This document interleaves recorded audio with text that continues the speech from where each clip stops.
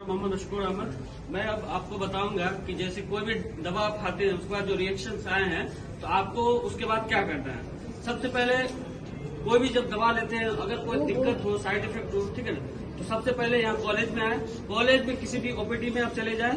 OPD में जाने के बाद आप सबसे पहले तो जब आए तो साथ में दवा लेते आए जो खाए हैं, ठीक है ना, साथ में पर्चा लेके आए, प्रिस्क्रिप्शन जो आपको एडवाइस किया गया था। उसके बाद आप किसी भी ओपीडी में चले जाएं और अपनी सारी दिक्कत बताएं, ठीक है ना। तो मैं यहाँ पे सारे पीजीज और इंटर्न और साथ ही साथ जो मेडिकल ऑफिसर और जो सर है, फैकल्टी मेंबर्स है, उनको बताना चाहता हूँ कोई भी अगर पेशेंट आपके पास अगर ये एडीआर वाली शिकायत लेके आए तो इस फॉर्म को कैसे करें और फिल करने के बाद इसको कहाँ रिपोर्ट करें। तो सबसे पहले कोई भी अगर पेशेंट को अगर कोई दवा से लेके रिएक्शन हो तो सबसे पहले उनका नाम लिखेंगे, नाम लिखेंगे। उसके बाद उनकी पैदाइश कहाँ हुई, नेम पेशेंट का। हाँ, सबसे पहले तो पेशेंट का नाम पूछेंगे कि क्या है, ठीक है, वो तो आपको प्रिस्क्रिप्शन से ही मिल जाएगा। डेट, प्लेस ऑफ बर्थ, उसके बाद एड्रेस में से कौन कहाँ के हैं, विलेज, एरिया, ब्लॉक, डिस्ट्रिक्ट, साथ ही साथ उनका एज, सेक्स, और सबसे जो इम्पोर्टेंट चीज है जो केस शीट जो नंबर है प्रिस्क्रिप्शन पे जो लिखा हुआ रहता है वो मेंशन करेंगे। इससे ये उसका ये यूनिकनेस पता चलेगा। इसके अलावा उस पेशेंट का टेम्परामेंट एसेस कर लेंगे कि कौन से मिजाज का था जो ये दवा रिएक्ट की है। साथ ही साथ उसके बाद दूसरा जो वो उनसे डिटेल लेंगे कि उनको कब ये रिएक्ट किया है। जैसे मान लीजिए आज उसको उस पेशेंट को दवा एडवाइस किया गया और उनको 2 दिन बाद, किसी को हो सकता है कि दवा 2 दिन खाने के बाद ये दिक्कत आई और किसी को हो सकता है कि फर्स्ट डोज में ही दिक्कत आए, तो वो चीज उनसे पूछेंगे कि दवा लेने के कितने दिन बाद आपको ये दिक्कत हुई है। साथ ही साथ उसको पेशेंट को जो दिक्कत आएगी, जो रिएक्शंस आएंगे, उसका हिस्ट्री लेंगे, डिस्क्रिप्शन लेंगे कि जैसे मान लीजिए किसी को रैशेस आए तो रैशेस का सारा पैटर्न लेंगे, सिविरिटी पूछेंगे। इसके अलावा ये सब पूछने के बाद उनसे ये भी पूछेंगे कि ये दवा लेने के अलावा इनको कोई इस जो बीमारी के लिए वो इलाज करवा रहे थे इसके अलावा उनको कोई पहले से बीमारी हो। जैसे बहुतों को किडनी की बीमारी रहती है, लीवर की बीमारी रहती है, पता चले कि बहुत लोग बीपी की दवा खा रहे हैं, बहुत लोग शुगर की खा रहे हैं, तो हो सकता है कि इस तरह के पेशेंट में ये ज्यादा मिले। तो इसलिए हम ये भी पता करते हैं कि ये पेशेंट जो दवा ले रहे थे इस बीमारी के अलावा इसको पहले से कोई और बीमारी भी तो नहीं था।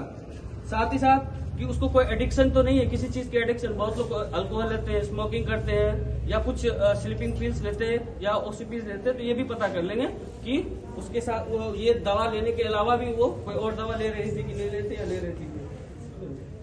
उसके बाद ये भी पूछ लेंगे हिस्ट्री उनसे कि उनको कोई एलर्जीज तो नहीं थी। जैसे बहुतों को होती है कि पर्टिकुलर टाइप के दवा लेने के बाद तुरंत एलर्जिक रिएक्शंस दिखने लगते हैं, तो ये भी उनसे हिस्ट्री में ले लेंगे। साथ ही साथ अब ये जो इम्पोर्टेंट चीज है कि जैसे ही वो पेशेंट वो दवा का बोतल लेके आए या पैकेट लेके आए, एक मैं सैंपल के तौर पे लेके आया हूँ कि जैसे ये दवा अगर लेके आए कि ये दवा मुझे खाने के बाद ये दिक्कत आ रही है, तो सबसे पहले इस दवा की नाम, beneficiary, date of expiry, date of beneficiary, batch number, ये सब इस पे मेंशन करना होगा। जो प्रोडक्ट खाने से उनको दिक्कत हुई उसका सारा हम डिटेल लेंगे। ऐसा ना हो कि पता चला कि हमने लॉक करता इस पैकेट का खाया और पता चला कि जो नया पैकेट वो उठा के नहीं, जिस पैकेट का वो उस दवा से उसको रिएक्शन हुआ वही पैकेट लाके दिखाएंगे।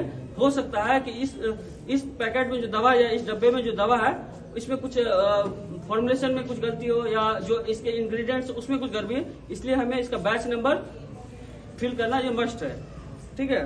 साथ ही साथ इसके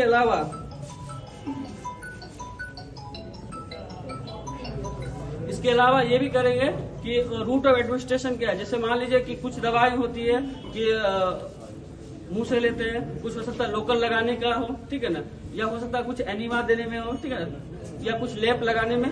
तो इसलिए वो हम रूट भी मेंशन करेंगे कि वो जो दवा दिया गया था जिससे रिएक्शन हुआ वो किस तरह से इस्तेमाल किया गया है। बहुत सारे दवा ऐसे भी हैं कि कुछ गर्म पानी के साथ खाना होता है, कुछ ठंडे पानी के साथ, कुछ दूध के साथ, तो वो भी हम हिस्ट्री में पूछ लेंगे कि ये जो आपने दवा खाया था वो कैसे खाया था।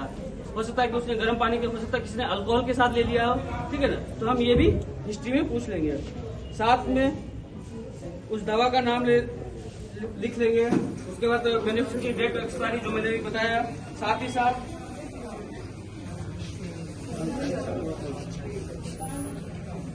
हाँ, दूसरी चीज एक और है कि जो पेशेंट को जो रिएक्शंस आया तो उसकी सीवियरिटी को मेंशन करना है कि पेशेंट को जैसे रिएक्शंस आया तो एक माइल्ड सा था या मॉडरेट था या सीवियर, यानी अगर मान लीजिए पेशेंट को दवा लेने का हल्का इचिंग हुआ, रेसेस हुआ या चक्कर है, या फिर हो सकता है कि उसको बेहोश हो गया या फिर उसको एडमिट दूसरी जगह एडमिट होने की जरूरत पड़ी, तो ये भी हम पता करेंगे।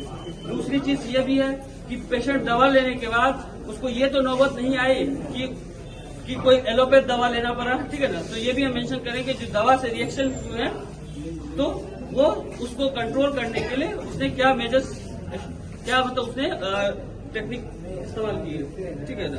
ये सारे, हाँ, इन सब के बावजूद अब ये डिसाइड करेंगे कि ये जो दवा जो रिएक्शंस की है ये सच में इसी दवा की वजह से हुआ या कुछ और। तो ये कुछ 9 पॉइंट्स है, ये पॉइंट से आपको पता चल जाएगा कि जितने पॉइंट्स मैक्सिमम आएगा, अगर ये पॉइंट्स आए 9 में, अगर 9 से ज्यादा या 9 है तो समझिए कि श्योर शॉट इसी दवा से हुआ, या फिर अगर इससे 5 से 8 के बीच अगर ये मार्किंग होता तो मोस्ट प्रोबेबली ये इसी दवा से हुआ।